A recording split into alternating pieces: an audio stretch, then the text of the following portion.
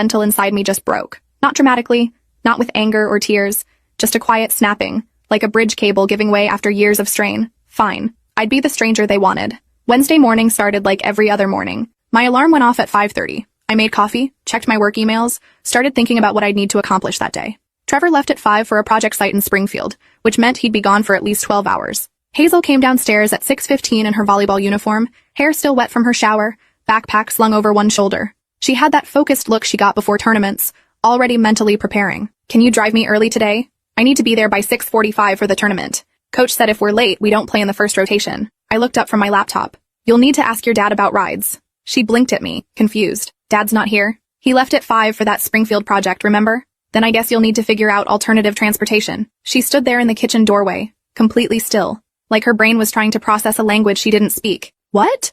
You're seriously not taking me? I'm just a stranger. Your dad's roommate, according to your mom. Strangers don't rearrange their schedules for other people's kids. Her face cycled through several emotions in rapid succession. Confusion, because this wasn't how I behaved. Realization, as she understood I'd seen the text. Anger, because how dare I bring that up. Panic, because the tournament started in half an hour. Are you kidding me right now? This is insane. Not even a little bit. Not kidding at all. For 3 years, I'd been her backup for absolutely everything. Every forgotten assignment that needed to be retrieved from school because she'd left it in her locker. Every ride to practice or games when Trevor was working late or out of town. Every 11 p.m. emotional crisis about boys or friend drama or feeling overwhelmed by expectations. Every early morning emergency when plans changed and schedules shifted. I'd learned the schedules of all her teammates' parents, so I knew who could carpool in a pinch. I'd become the team mom by default, bringing orange slices and water bottles and organizing the end-of-season parties.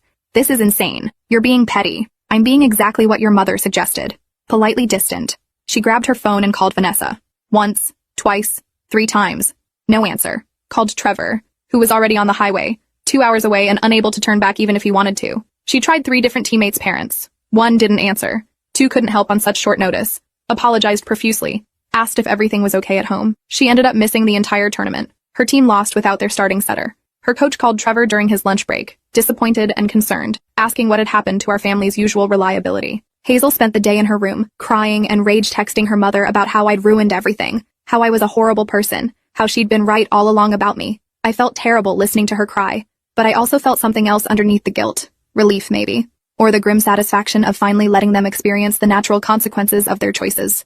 Owen's science fair project was due Friday morning, first period. For 2 solid weeks, his half-constructed volcano had been sitting on our dining room table, gathering dust and judgment. Typically, I would have helped him every single evening, reminded him gently about the timeline, made sure he had all the supplies he needed.